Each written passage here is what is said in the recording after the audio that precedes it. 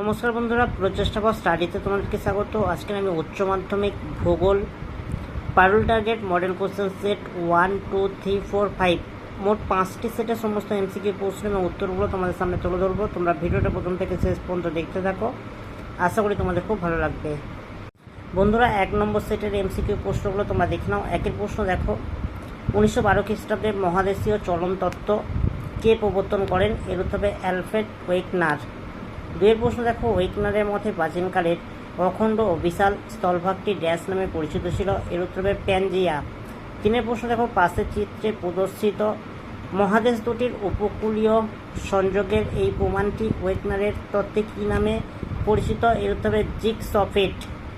চারের প্রশ্ন দেখো, অবরোহণ ও আরোহণ প্রক্রিয়ায় সম্মিলিত ফলকে কী বলা হয়? এর উত্তরে পর্যায়ন বলা হয়। পাঁচের প্রশ্ন দেখো, পুঞ্জ ক্ষয়ের ক্ষেত্রে পদার্থের চলনের প্রধান নিয়ন্ত্রক শক্তি হলো ড্যাশ? এর উত্তর হবে অভিকর্ষজ বল।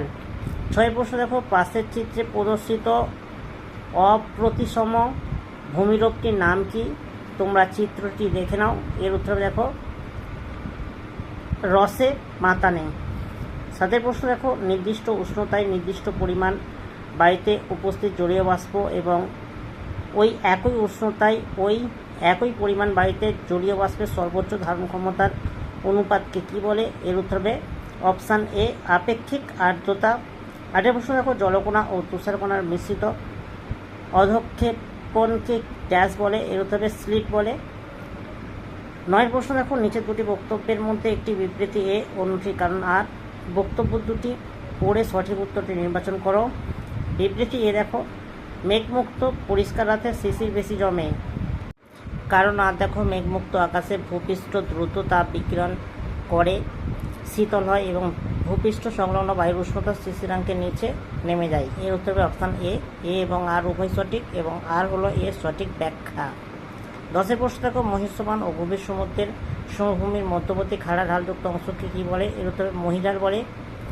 11 প্রশ্ন দেখো, গভীর সমুদ্রের সমভূমিতে চ্যাপ্টা শীর্ষযুক্ত নিমজ্জিত পর্বতকে কী বলা হয়? এর উত্তর হবে গায়ট। 12 প্রশ্ন দেখো, পাশের চিত্রে প্রদর্শিত এক্স চিহ্নিত বিস্তীর্ণ ও সমতল ভূমিরূপটির নাম কি? এর উত্তর হবে গভীর সমুদ্রের সমভূমি।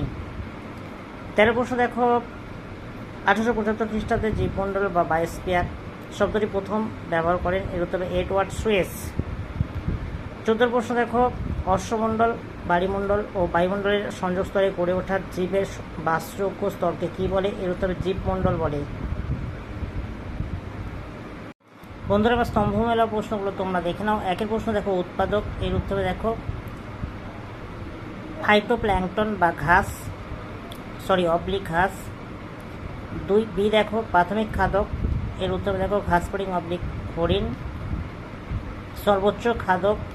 এর উত্তরে বাজ পাখি বাঘ। বিয়োজক। এর উত্তরে দেখো ব্যাকটেরিয়া ছত্রাক। বন্ধুরা, পরবর্তী প্রশ্নগুলি তোমাদের সামনে তুলে ধরছি, তোমরা একটু দেখে নাও।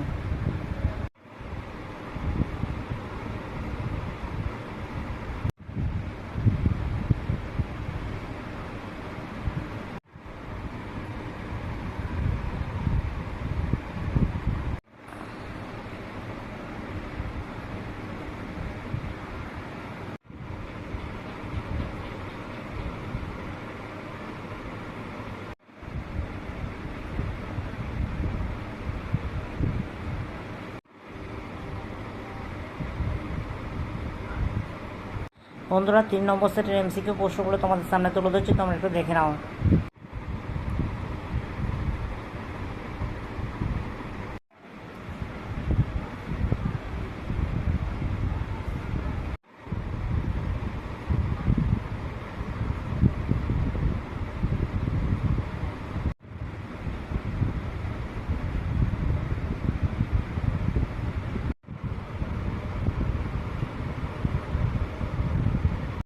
বন্ধুরা, 4 নম্বর সেটের এমসিকিউ প্রশ্নগুলো তোমাদের সামনে তুলে ধরছি, তোমরা একটু দেখে নাও।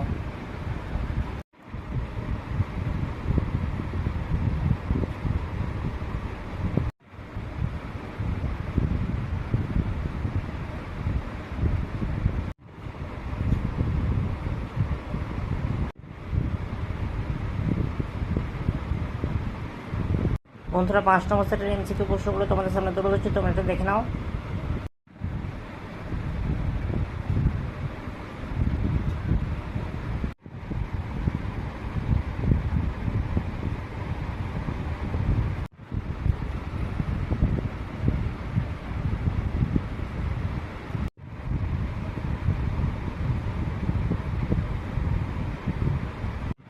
বন্ধুরা, ভূগোলের 5টি সেটের এমসিকিউ প্রশ্ন এবং উত্তরগুলো তোমাদের সামনে তুলে ধরলাম। যদি ভালো লাগে একটা লাইক করো, চ্যানেলে নতুন চ্যানেলটাকে সাবস্ক্রাইব করবে, কমেন্টে জানাবে তথ্যগুলো কেমন হয়েছে, আর ভিডিওটা বন্ধুদের মধ্যে একটু বেশি বেশি করে শেয়ার করে দিও।